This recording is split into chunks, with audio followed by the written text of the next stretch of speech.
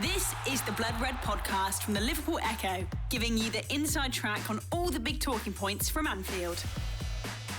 Good afternoon and welcome to the Blood Red podcast. I'm your host, Richard Garnett. It's International Week, which means Liverpool, of course, aren't in action.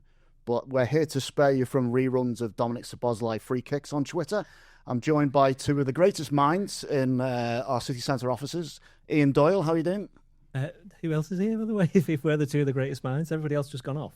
Well, just two of the greatest. I didn't say the only greatest. Okay, fair but we've got a producer and, you know, not excluding myself. So, yeah, well. How are you doing anyway, Ian? Bored. You?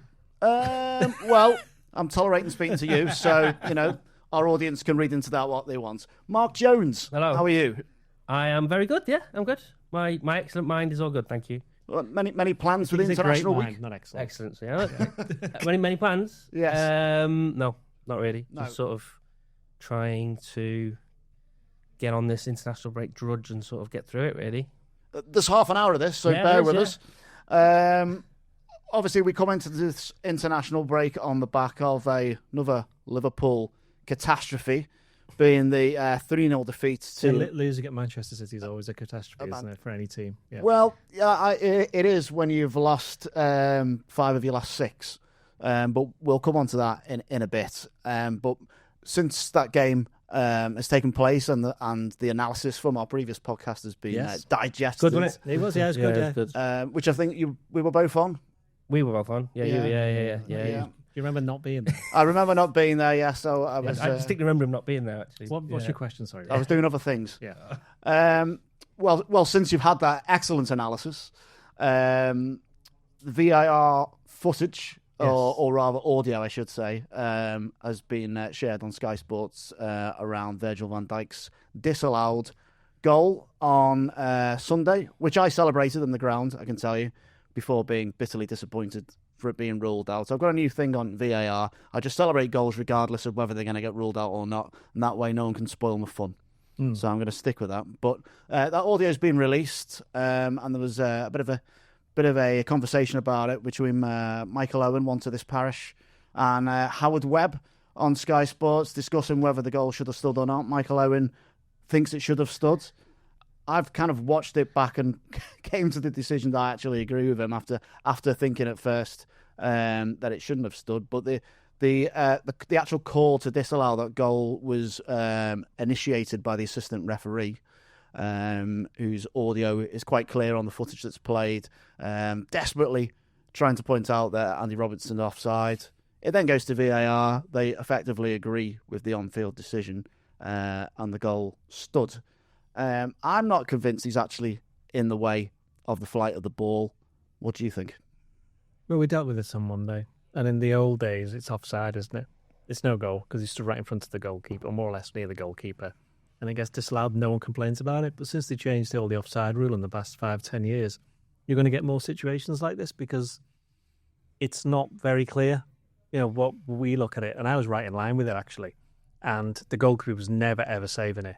But Robertson was right in front of the header. So he's in front of the header, which is why he ducks out the way, in front of the ball. But he's not in the way of the goalkeeper. So really, from those rules, it should be allowed. But then for every person who says it should be a goal, there'll be other people who say that it shouldn't be. And they're probably thinking along the lines of, well, Robertson stood right in front of the goalkeeper. How could he not be interfering with play? You know, he had to duck to get out the way of the ball. How could he not be interfering with the play? He had to make this big action to get out of it. So you can see it from both sides. The interesting thing for me is that Liverpool complained about it to the PGMOL, which is the new thing that came out after... did we mention it on the pod? We came out of here. We just found out. Just found out that just happened there and then. And what that says to me is that, first of all, Liverpool lost 3-0, as we know. And while the goal would have made a bit of a difference, the way the game gone, we'll never know. Liverpool's first half performance up until then was pretty rubbish, and they ended up getting beat 3-0, and no one's complaining about that. And if you look at Liverpool's form, not a surprise that they lost. But for Liverpool to come out and actually complain about it would suggest that they weren't very happy with the process, and I think that's more...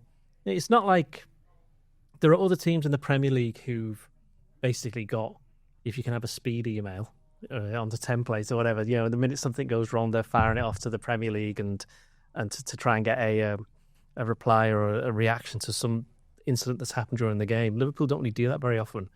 I think one time that springs straight to mind was the Luis Diaz goal at Tottenham, and obviously that was given by VAR and then not communicated properly. And what we saw from that moment on is that there was a change that affected all the clubs in the sense that VAR was communicated more clearly, and there hasn't been anywhere near a mistake like that again. So that benefited everybody.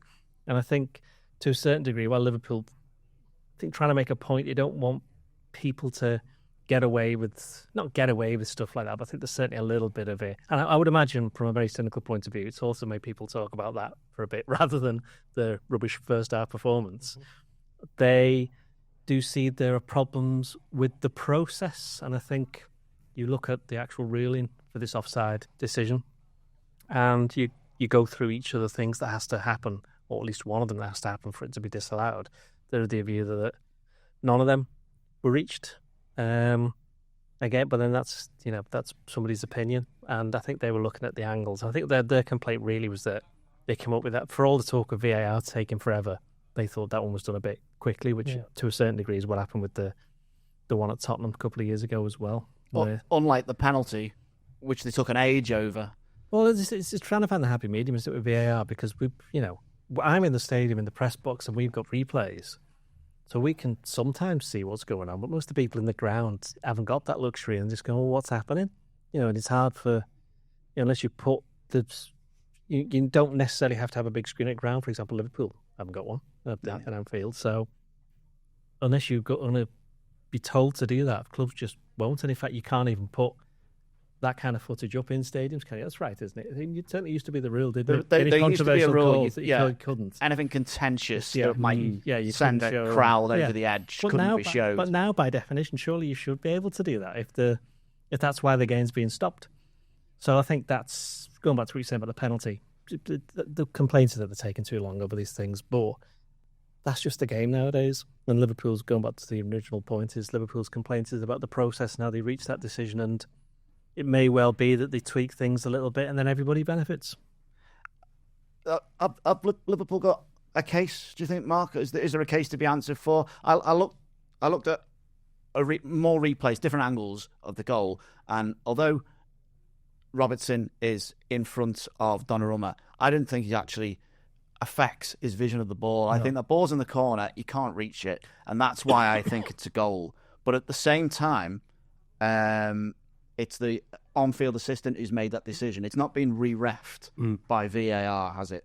No, and which I think gives the referee, the on-field decision, a little bit more credibility. Yeah, but the on-field decision was taken by a assistant referee who, as far as he is concerned, think about his angle. Of course, he's offside. He can't. He's looking straight down, and he's looking at them, and he can see Robertson being offside. What he can't see is how he's impacting the vision. It's impossible for him to see that. That's not his vision. So that's when the VAR has to come into it. It's where the referee's view has to come into it as well. And that's where we said this the other day. That's where I don't blame the assistant for putting his flag up, because that's fine. But I think it's when they're looking at the decision, surely there wasn't really enough time, or there wasn't really enough angles. It didn't seem where they could actually see, is he actually impeding Donnarumma, who made, he's an enormous man, and he made a big dive for the ball and he didn't get there. So, I think they've definitely got a case for it to be, it was a goal. It's just obviously, the whole mess, I think, is it's a lot of these subjective decisions, I think, that people get, it gets people wound up, doesn't it? And the Diaz incident 2 years ago, this is very different to that. I think the Diaz incident was just plainly wrong, wasn't it? And it is the biggest. Not everybody thought that. Well, you had people bend over backwards to try and justify it, didn't you? Which was funny at the time. Surely not. It was just people in this office. Really? Yeah. But it was, you see that, but you compare it to this one, and it is subjective, and I think that's where the problems come, because. And it's where VAR falls down, isn't it? Because ultimately there isn't really a right answer. So there isn't really a right answer if that's a goal or if it's not. So the argument really is, we think you've reached that decision too quickly. Yeah, that was mine, and I think on the audio you kind of got the impression that they were about to send him over to the screen, and then that just didn't happen. And I think that might be where the protocol has almost fallen away a bit. It's almost like they've gone. They seem to be setting it up for Chris Kavanagh to go and have a look, and then it was he's definitely offside. And I think that again to me just seems where it all falls down, because you get a situation, I think, which you see quite frequently, is they are very desperate to back the on-field referees' decisions or the on-field assistants. Which, let's be honest, that's kind of what we want, isn't it? We want that. We want the purity of the game to be there. It does just feel sometimes that they do that a bit too quickly, and that was what in this case. I was just surprised that it kind of all happened quite quickly, and it wasn't. I think if they took a little bit longer and properly looked at where Robertson was in relation to Donnarumma, I think they probably allow it, because he wasn't impeding, and as I say, we've mentioned before, you've seen it in other situations and similar things, and you can always point at this incident or that incident. I just don't think there's any way that he was saving that header anyway. So to me, it was all just done a bit too quickly. The one that got away, that's definitely enough VAR for this podcast. Yeah. I think today, I was going to ask you if you were both pro VAR or not, but we can save that for another exciting episode. Well, do it now if you want. Oh, go on then. That's it, since you asked. Do you think the game's better with VAR, or would you rather see the back of it? I'd rather see the back of it, but that's never going to happen. No. So we have to deal with it. Cat's out of the bag now. Yeah. So it's not going back in, is it? Do you same opinion? Or do you loving the replays? Well, that's it, isn't it? You automatically go to the worst case scenarios, don't you? I think there's incidents where it has shown to be making the right decisions and has improved things. It's just unfortunately that's a little bit too rare, isn't it? So I'm probably on the side of being against it, but I can see its uses. My problem is that this offside rule was introduced to provide more goals, and VAR has been introduced to try and stop goals. Yeah, it's a bit of a killjoy, isn't it?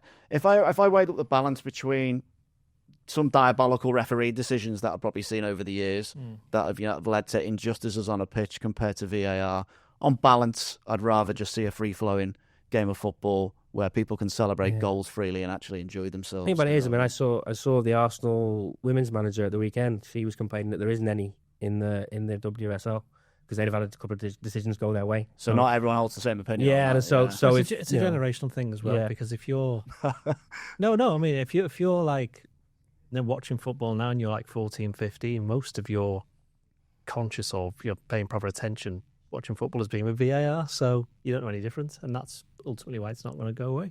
VAR, low blocks, double pivots, box crasher. Yeah, a box crasher. What's that? So I think that's someone who, don't quote me on this, legs it into the box. Oh, okay. I think it's a video game term, but I have seen it sneaking into copy.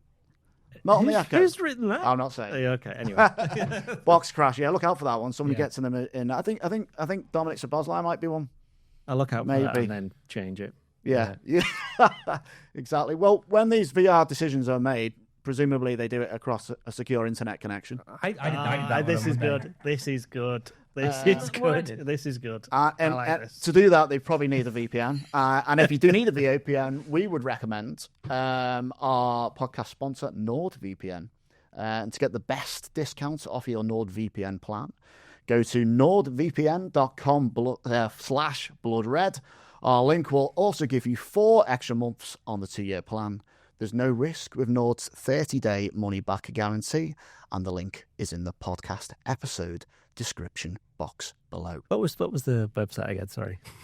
It was, for the benefit of those who didn't understand my botched version, nordvpn.com/bloodred. Well done. 8 out of 10. We'll tell you what, it's 10 out of 10 to start with, and you kind of take on the way. You let yourself down in the middle there. I got excited with the quality of the link. It was good. It was very good. It was my own work. Just final word on VAR and referees. Okay. It's unbelievably boring to talk about, and the worst thing is that it starts all the conspiracy theorists again. The minute your club has a decision against you, it's like, oh, they're all against us, and that's just former players. Well, yeah, that is International Week for you. Yeah, that's it. I don't think we'll be talking about it now if those... Probably not. They've probably played about 3 games since then, that's why. Well, the disallowed goal hasn't masked the fact that Liverpool were soundly beaten 3-0. And as you said, there's no disgrace in losing to Manchester City at Manchester City. When I left the ground, I thought, well, just one of those days. But on reflection, when you look at the form of the Reds, it is not pretty at all. So if you just look across the last 6 games, they've won 1 of the last 6 Premier League matches and lost all the rest. So 3 points out of a possible 18. I've worked out with some very shrewd arithmetic. Only Fulham and Wolves are below them in the form table. Leeds United are above them over the last 6 games. So that, unfortunately, is actually relegation form. Now, there's no question, there's no worries about that here, but the bottom line is the form isn't good enough and something is not right. So how on earth is Arne Slot going to fix this? Well, the great thing is football is about perception, isn't it? And I've been reading that Manchester United are now back and they could be future title contenders, and they're only separated ahead of Liverpool on the fact that they've scored 1 more goal than them. And they did beat them, but it was hardly the most convincing victory back in the last month. So I've forgotten all about it. Yeah, it's about what you were expecting. People weren't expecting that from United. People weren't expecting this from Liverpool. And I think you talked about relegation form then. Yeah, they're not going to go down. And I wrote something this week about how hard it is to defend a trophy for Liverpool. It's been 41. It'll be 42 years. Well, they're not going to do it this year, so it'll be 43 since they've last defended one, which was the title in 1984, which they won 3 times in a row. Yeah. And since then, United, Arsenal, Chelsea, even Forest have defended one of the major trophies. Forest won the League Cup twice in the 80s and 90s. So it's not easy to do, especially when, unlike most title-winning teams, Liverpool just split theirs up. And in what they didn't mean to. It was through necessity rather than design, to be honest, because obviously players leaving.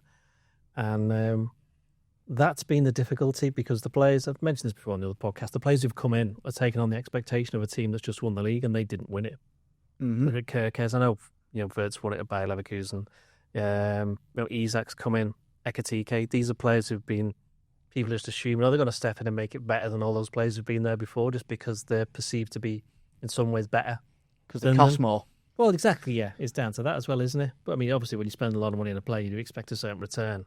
But they don't sign it for 2 months, they sign it for 5 or 6 years. So we'll have to wait and see on that one. But the form, they've had some tough games. Now, Slot has always made a big thing about, let's just judge the table after 19 games because everybody's played each other once.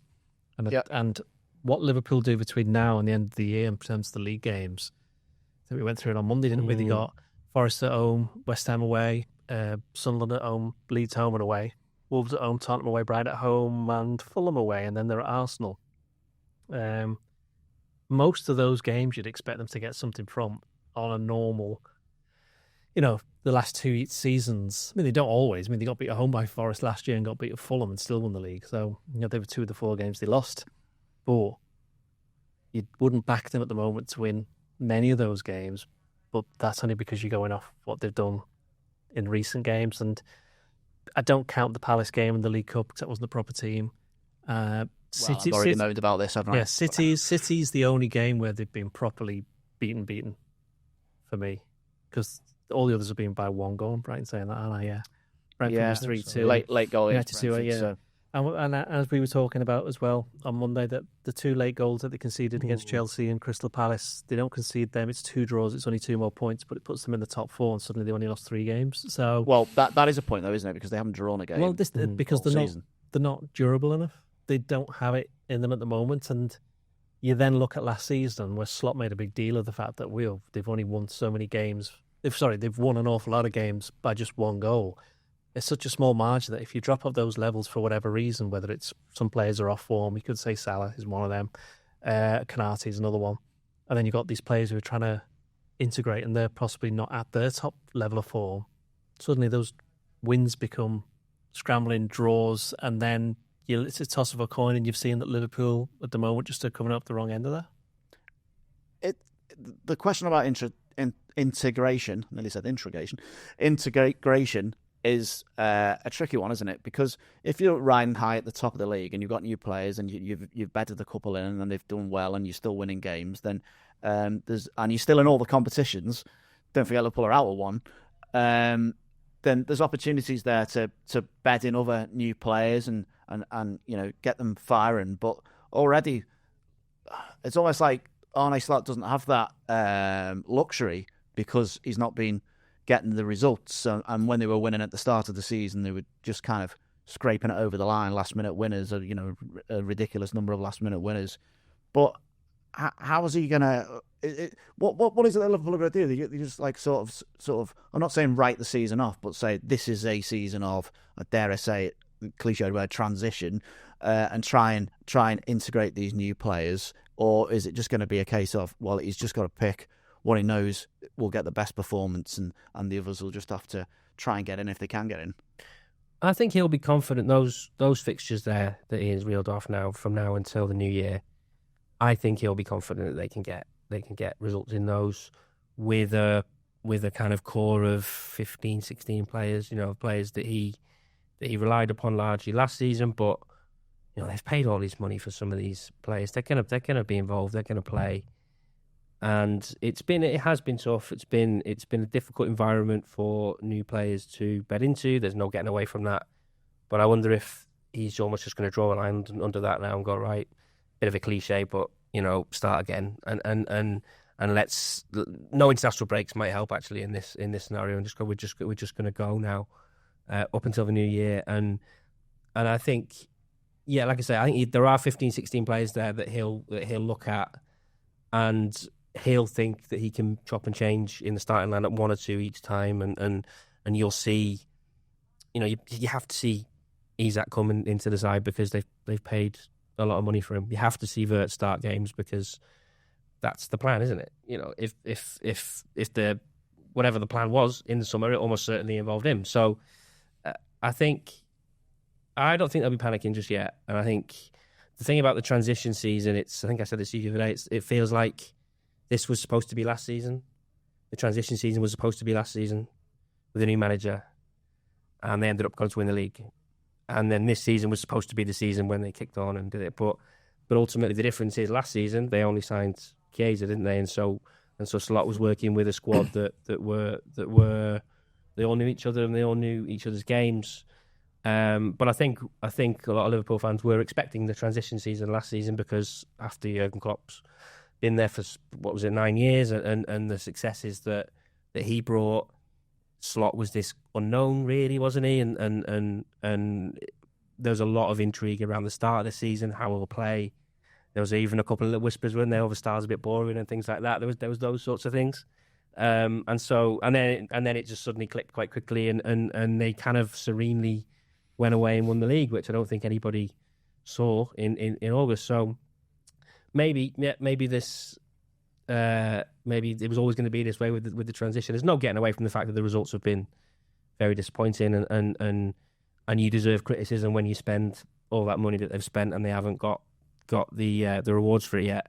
But as I say, if you almost swap the seasons around, I think it feels a bit like that. So I agree on the transition thing, but that doesn't to me mean it's a write-off or anything like that. I think there's a real chance for them to get kind of the train back on the tracks come January, February with these fixtures they've got coming up. You got to bear in mind that this time last year, City lost a fourth game in a row and they were about to lose 9 out of 12. And this is a City team that had won the league 4 times in a row, and I think the previous year had won the Champions League, and they'd won God knows how many FA Cups and League Cups, and they'd won basically everything. And I think what Guardiola found very quickly into the season is that he hadn't changed it enough. And he ended up having to make the signings in January, and some of them, I told before, some of them don't play anymore for various reasons, and he signed another load of players in the summer. And while I don't agree with people who thought Man City were amazing against Liverpool, because I've seen City play way better against Liverpool and not win, to be honest, they're definitely nearer to Arsenal than Liverpool are. They're probably the only team that's going to challenge Arsenal for the league, and you won't be surprised if they went on and won it because they think they're going to get stronger. But when he was in that run last year of those 9 defeats and 12 people were questioning him, and he reacted to it, didn't he, City's manager? Because people say this is like the worst run he's ever had in his career, and this, that, and the other. He's scratching his head and all kinds, wasn't he? Yeah. And that was after a draw as well, yeah. That's after a draw. What we do for a draw? One of those defeats, a draw. So, wouldn't scratch my head. So there's that, and this is the most difficult period of his time as a manager, which is not anywhere near as long as, Pep had his 1,000th game, didn't he?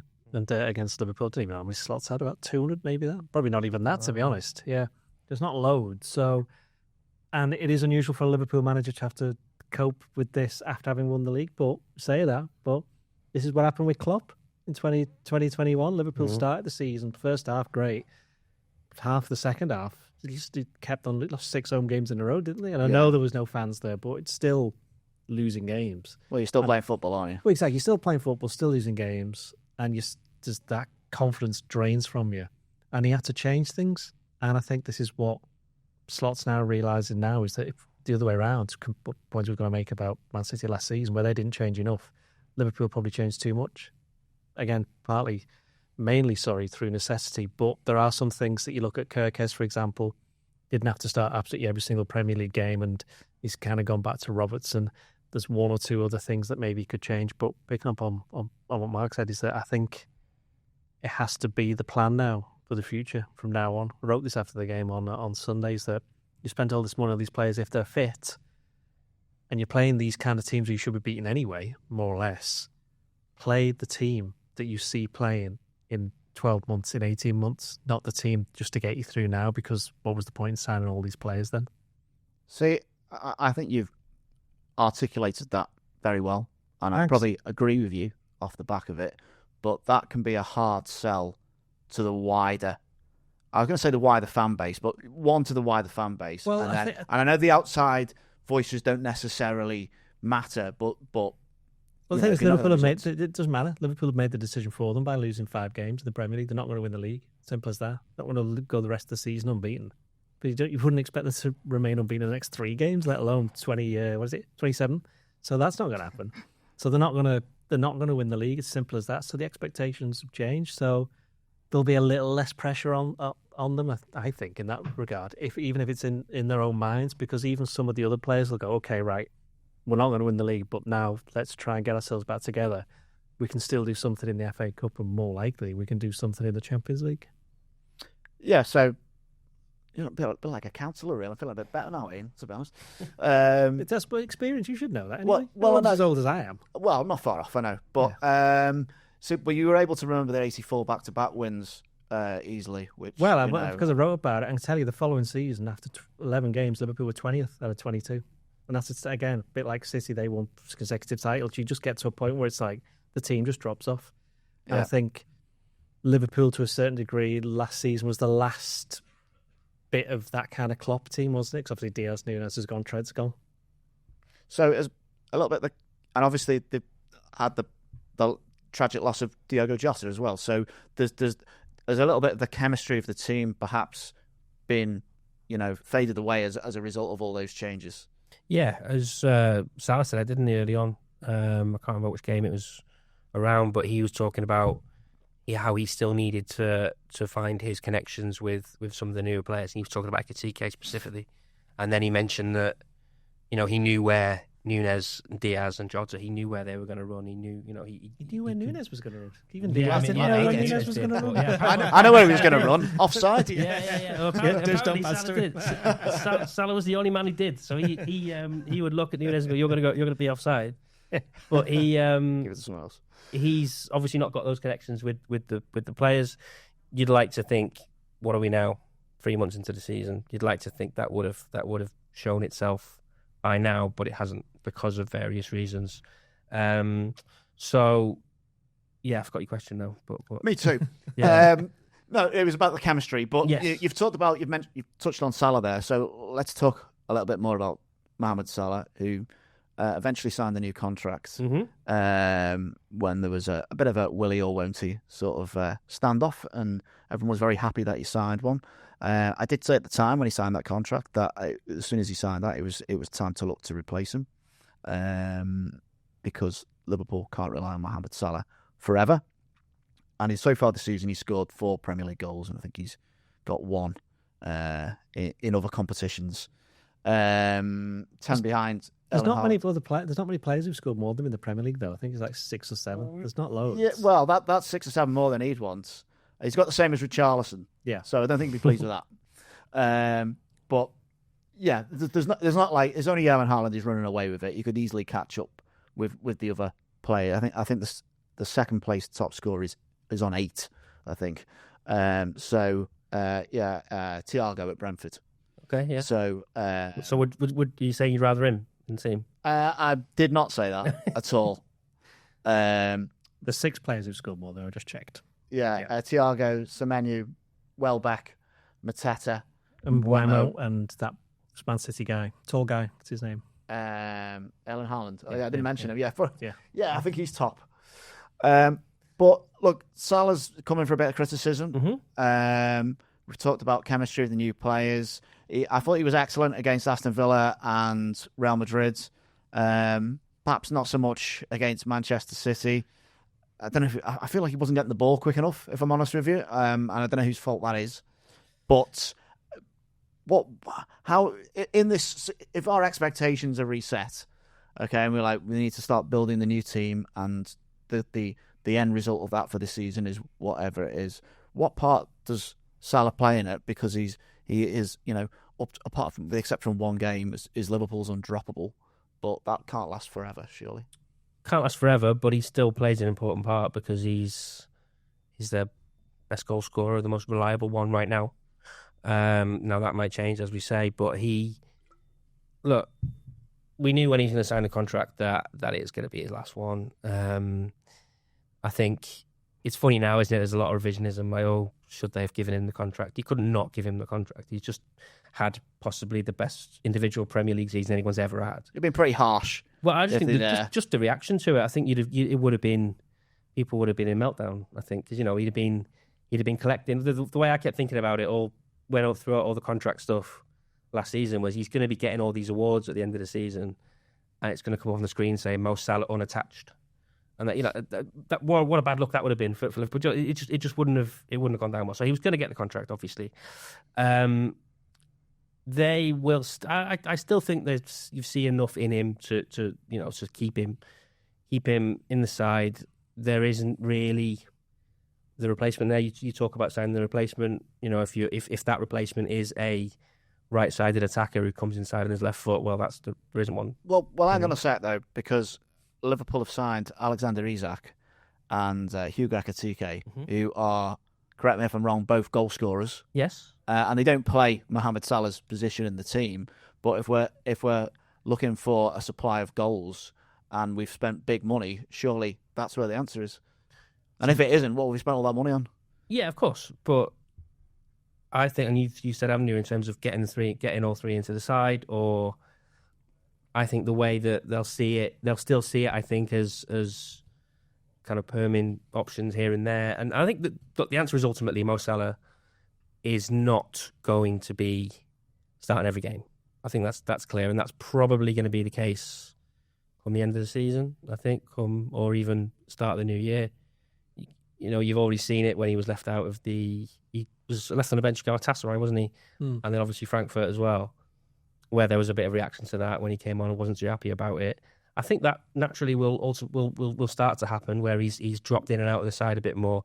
Maybe the big next kind of headline comes when he's left out of a Premier League game. That's probably the which could happen in these coming weeks when they're playing sides that you perhaps expect them to be beating. So I think, look, it perhaps is the start of this almost like a long goodbye, if you like, to Salah. But I still think it can be managed and give all parties kind of what they want. I think if you say to Mo Salah, who was very honest, wasn't he, last season, when he's saying, "Oh yeah, the manager told me I'd have to defend, and I'm gonna score all the goals and get all the assists, and I've got to defend." Now there are games when Liverpool could do with every one of their players defending, to be honest. So that has to be a conversation that is had. But I wouldn't be leaving him out of a team anytime soon. I was going to say there's a difference between Mo Salah coming out and saying the manager's told me I've got to defend more, and the manager's told me I'm not going to play every game, or I'm going to miss 1 in 3 or whatever as we try and bring these other players in.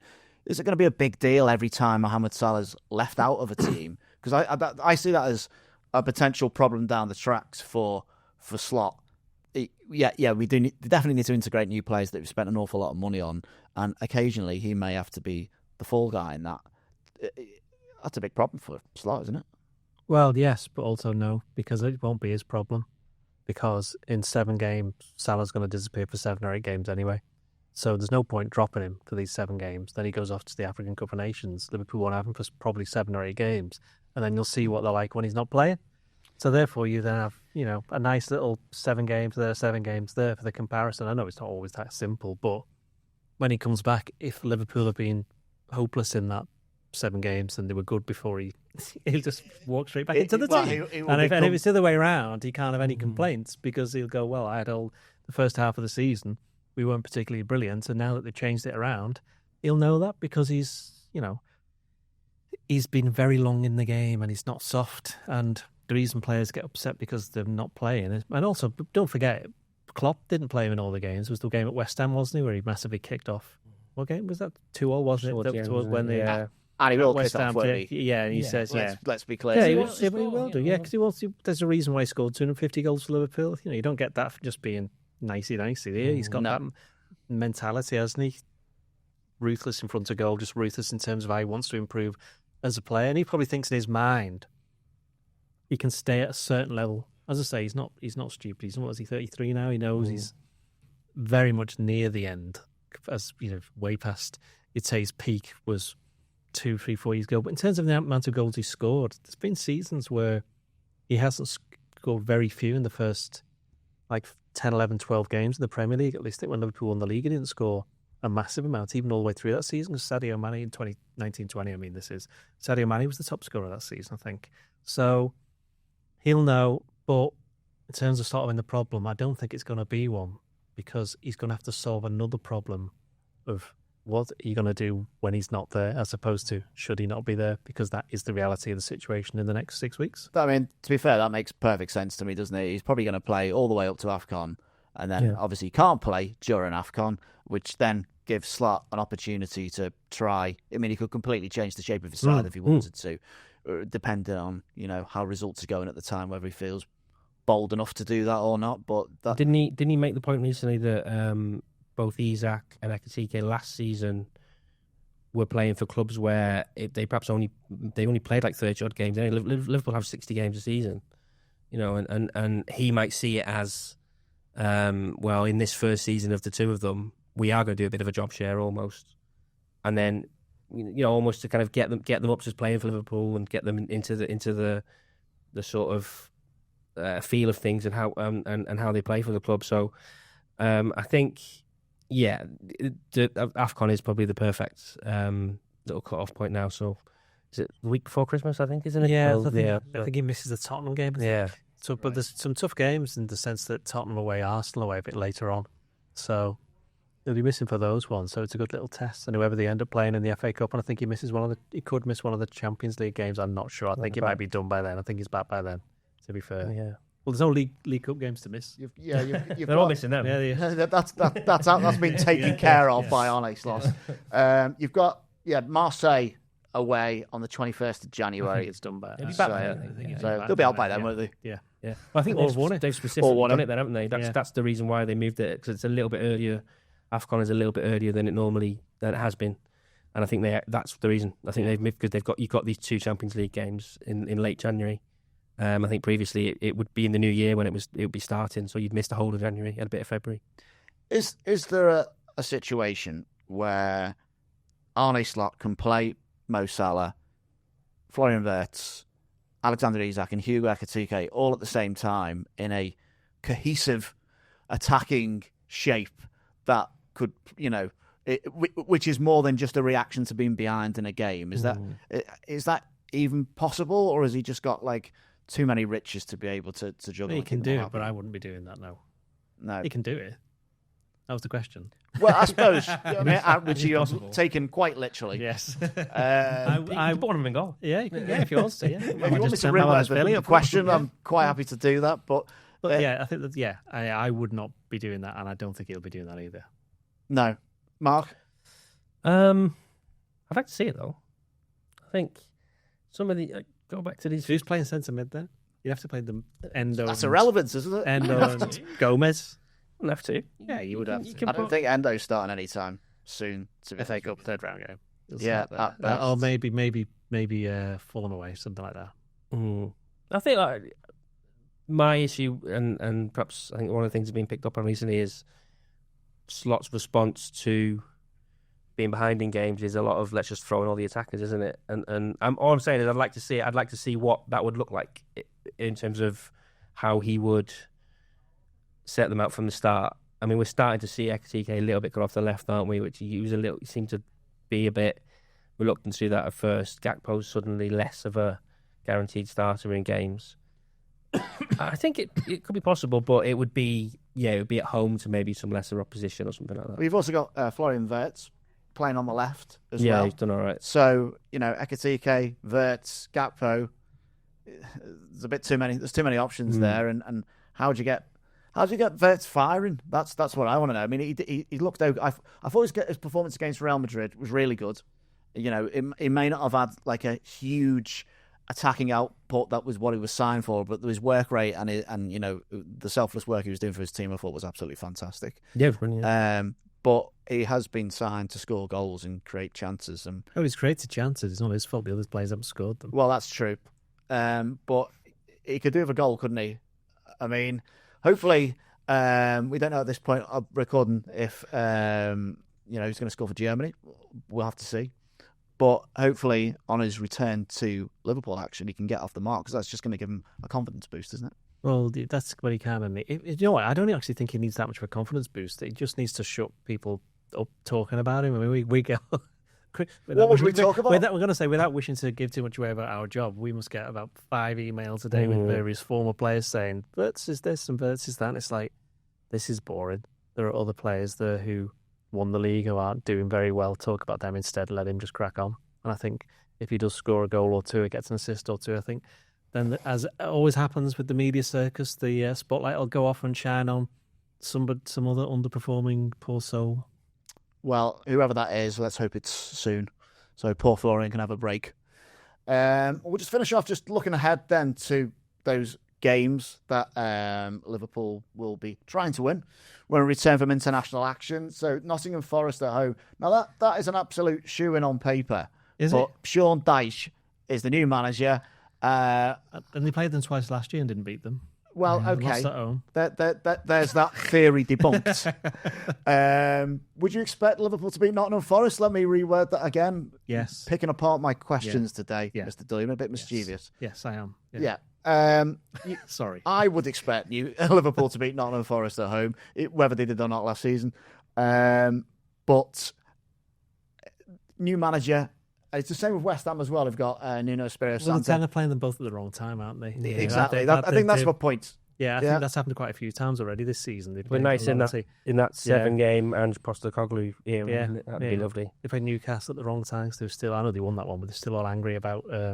You got to play them all at some points, but sometimes it can help you rather than. But I think India. What we are entering now is the period of no excuses. I think we have been able to, and we've done it a couple of times in here, to say, actually, if you look at the fixture list and the times they're playing teams and all that sort of stuff, it has been difficult.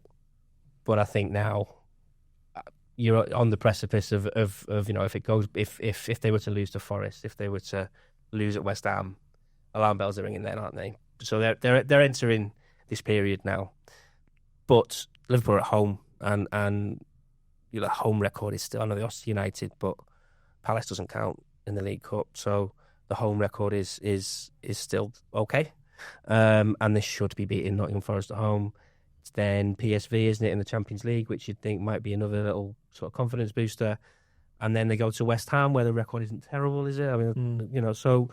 and they got Sunderland at home, like the surprise package. Yeah, and then but they'll be playing a second game into 4 days. They're not used to that. Yeah, that's a good point. Yeah, so that's what you're entering this period of the season where it has to come together. It has to, and I do think it's more likely that it will than it won't. To put it that way, I think it's more likely that we're sitting here in January where there's been an upturn and you can kind of see what the idea is. Well, with my expectations well and truly set, or reset rather, we'll call that a day on the Blood Red podcast today. Thank you very much to Ian Doyle for joining us. Thank you. And for rewording. I won't examine you so much. I was going to say, don't reword every single one of my questions, but it's good to know. It's quite intense sitting in between you, actually. I felt a bit. I think it's a middle-aged thing. Yeah, you know what I mean? Yeah. We're both grumpy. I'm tired. It's bedtime. Yeah, time we were in front of it, sat down with a cup of tea or something. But speaking of which, I think it's my round, actually. But it is actually, yeah. Yeah, so I'm just on a losing streak here. But thank you, Ian, for being on form. And thank you to you, Mark, for playing, the lighter character in this. Always for you. This panel. I'm your exhausted host, Richard Garnett. Thank you for joining us. If you like international football, enjoy the weekend. If you don't, sorry. See you next time. This is the Blood Red podcast from the Liverpool Echo, giving you the inside track on all the big talking points from Anfield.